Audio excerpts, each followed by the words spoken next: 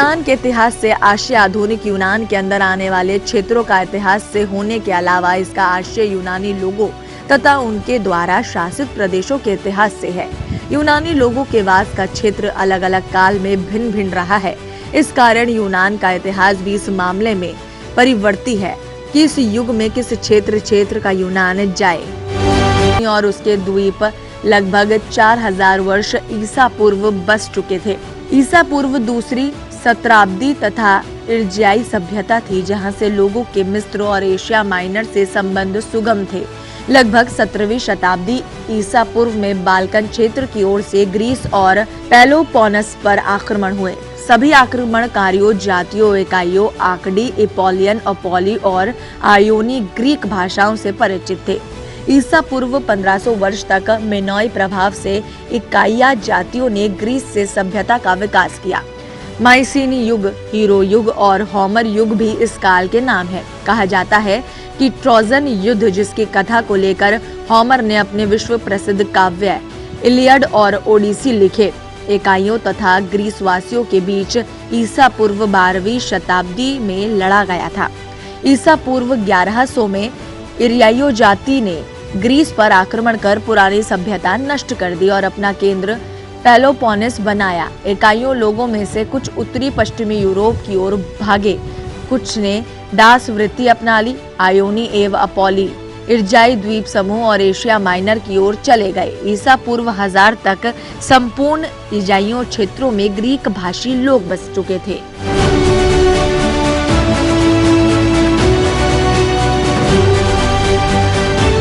Hellenic राज्य 1000 से 499 ईसा पूर्व में मुख्य रूप से ग्रीक नगर राज्यों की स्थापना हुई और जाति भेद चेतना का प्रादुर्भाव हुआ। प्रारंभिक हेलेनिक राज्यों का शासन राजाओं द्वारा होता था। शने शने राजतंत्र में परिवर्तित हुआ। कुलीन तंत्र में राजनीतिक समानताएं प्राय नहीं थी। लगभग 650 ईसा पूर्व में सामाजिक और राजनीतिक संघर्षों ने इस कुलीन तंत्र को उखाड़ फेंका और अधिनायकवादी शासन की स्थापना हुई। केवल सपाटी में ही कुलीन तंत्र बन सका। कुछ अधिनायकवादी शासकों ने अवश्य ही कला, साहित्य, व्यापार और उद्योग की उन्नति की, किंतु जब अधिनायकवाद जनपीड़न की स्थिति में पहुंचा तो उसका भी अस्तित्व ईसा पूर्व 500 तक मिट गया। ईसा पूर्व 750 से 500 तक व्यापारिक और राजनीतिक कारणों से इटली तथा सिसिल के कई भागों में ग्रीका को उपनिवेश बसाए। इनके उपनिवेश व्यापार के प्रसार की दृष्टि से स्पेन और फ्रांस तक भी फैले। कुछ दिन तक ग्रीकों का प्रसार मिस्र की ओर रुका रहकर, किंतु लगभग 7वीं शताब्दी ईसा पूर्व में व्यापार की समस्या से सुगम हो गया। वहां ग्रीकों ने नारकेतिस नगर बसाया। उसके बाद थ्रोस आदि अनेक स्थानों पर उपनिवेश बसे। ये उपनिवेश अपने मुख्य राज्यों से केवल भावनात्मक संबंध रखते हुए राजनीतिक रूप से स्वतंत्र थे।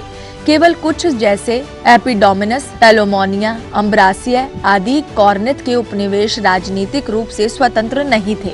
सिराक्यूज और बैजेंटियम अत्यंत संपन्न उपनिवेशों में से एक थे। सामान्य धार्मिक भावना के कारण इन सारे उपनिवेशों में एकता कायम रही।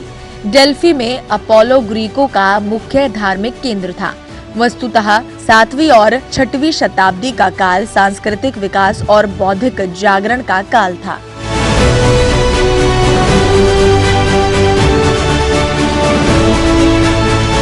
स्पार्टा 500 ईस्वी तक स्पार्टा और एथेंस ग्रीस के दो बड़े नगर राज्य बने। स्पार्टा का शासन प्राचीन परिपाटी वाले कुलीन के हाथ में था। एथेंस के शासक मध्यवर्गीय और प्रजातांत्रिक थे। ईसा पूर्व 7वीं शताब्दी तक स्पार्टा में संस्कृति, काव्य और कला की प्रचुर उन्नति हुई, किंतु वहां की शासन पद्धति अत्यंत कठोर थी। शिशु के उत्पन्न होते ही राज्य उसे अपने संरक्षण में ले लेता और उसे युद्ध की शिक्षा दी जाती। लाइकग्रस स्पार्टा का संविधान निर्माता था। शासन सूत्र के संचालन के लिए 2 सदन होते थे, जिनके अध्यक्ष 2 राजा होते थे। अंतिम निर्णय का अधिकार निम्न सदन को था। 5 न्यायाधीशों द्वारा कार्यकारिणी समिति न्याय और अनुशासन का संचालन होता था। वो राज्यों की गतिविधि पर भी नियंत्रण रखते थे। सैनिक शक्ति द्वारा स्पार्टा ने पेलोपोनेस के संपूर्ण नगर अपने अधिकार में कर लिए और पेलोपोनेशियाई संघ के नेता के रूप में इस नगर ने अधिकृत नगर राज्यों को भी कुलीन तंत्र स्वीकार करने को बाध्य किया।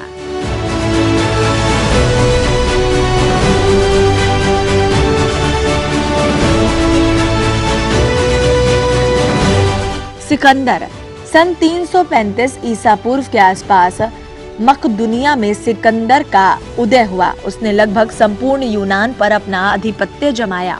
इसके बाद वो फारसी साम्राज्य की ओर बढ़ा। आधुनिक तुर्की के तट पर वो 330 ईसा पूर्व में पहुंचा, जहां पर उसने फारस के शाह द्वारा तृतीय को हराया।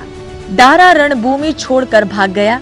इसके बाद सिकंदर ने 3 बार फारसी सेना को हराया। फिर वो मिस्र की ओर बढ़ा। लौटने के बाद वो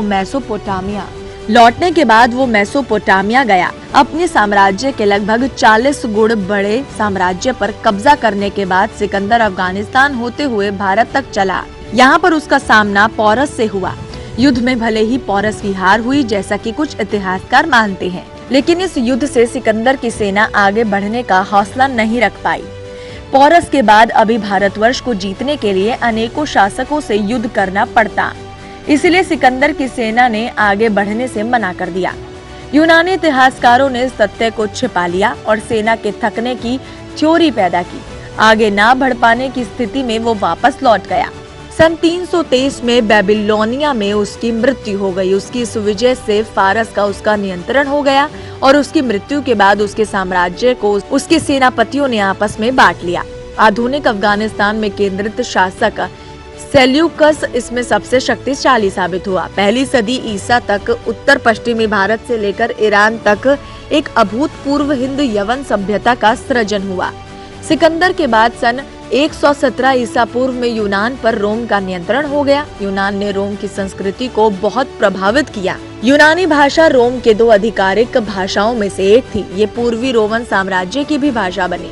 सन 1453 में कस्तूनुतिया के पतन के बाद ये उस्मानी नियंत्रण में आ गया। इसके बाद सन 1821 तक ये तुर्कों के अधीन रहा, जिस समय यहाँ से कई लोग पश्चिमी यूरोप चले गए और उन्होंने अंग्रेजी तथा अन्य भाषाओं में अपने ग्रंथों का अनुवाद किया।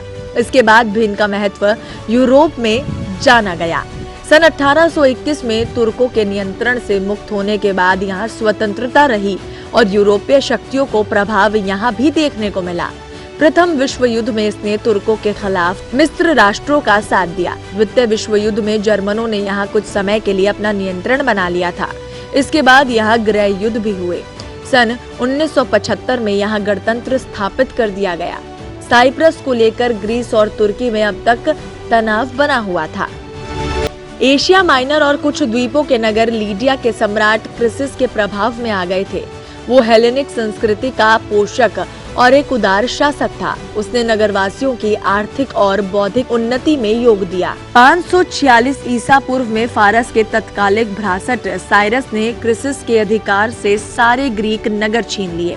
512 ईसा पूर्व में उसका उत्तराधिकारी दयारुश एशिया माइनर के अन्य नगरों को जीतता हुआ ग्रीस के निकट तक चढ़ाया, लेकिन एरिट्रिया और एटिका को जीतने के पश्चात एंथेस की सेना से मराथन के युद्ध में पराजित हुआ। लगभग 480 ईसा पूर्व में पारसी सम्राट जर्क्सीज ने पुनः ग्रीस पर आक्रमण किया। एंथस, स्पार्टा और पेलोपोनेशिया संघ के नियुक्त प्रतिरोध के बावजूद भी ग्रीस हार गया, किंतु ग्रीस की जल सेना ने फारस की सेनाओं को पीछे लौटने को बाध्य किया।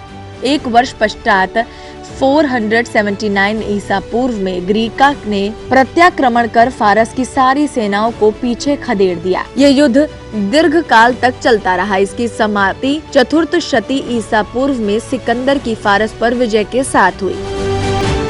पेलोपोनेशियाई युद्ध स्पार्टा और एंथेस के विचारों में बहुत भेद था। एंथेस मूलतः व्यापारिक शक्ति संचय की प्रवृत्ति वाला उपनिवेशवादी साम्राज्यवादी राज्य था और स्पार्टा ग्रीस के सभी नगर राज्यों का राजनीतिक नेतृत्व चाहता था। फलतः नेतृत्व के लिए इन दोनों तथा इनसे संबंधित नगर राज्यों में युद्ध छिड़ गया। युद्ध 10 वर्ष से भी अधिक समय तक चला। दोनों ओर धन जन की अपार हानि हुई। 421 ईसा पूर्व में कुछ काल के लिए शक्ति संधि हुई, किंतु 3 वर्ष बाद दोनों पक्षों में पुनः युद्ध हुआ। इस बार एथेंस की भयंकर पराजय हुई, यहाँ तक कि उसका अस्तित्व भी महत्वहीन हो गया। कोरिन्थ और थीबीज जैसे नगर राज्य स्पार्टा से मिल गए। कुछ समय बाद स्पार्टा की नीति से क्षुब्ध होकर कोरिन्थ, थीबीज और अग्रसी ने एथेंस से मिलकर स्पार्टा के विरुद्ध संधि की, किंतु स्पार्टा के फारस से संधि करने के फलस्वरूप एथेंस की संधि भंग हो गई और एशिया माइनर के ग्रीक नगर फारस के अधिकार में चला गया।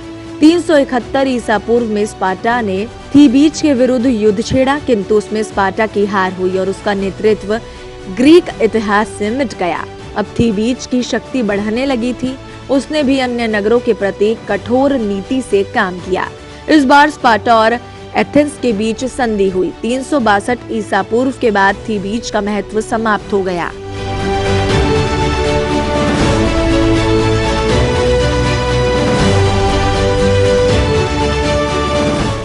उम्मीद करते हैं आपको हमारी ये वीडियो पसंद आई होगी।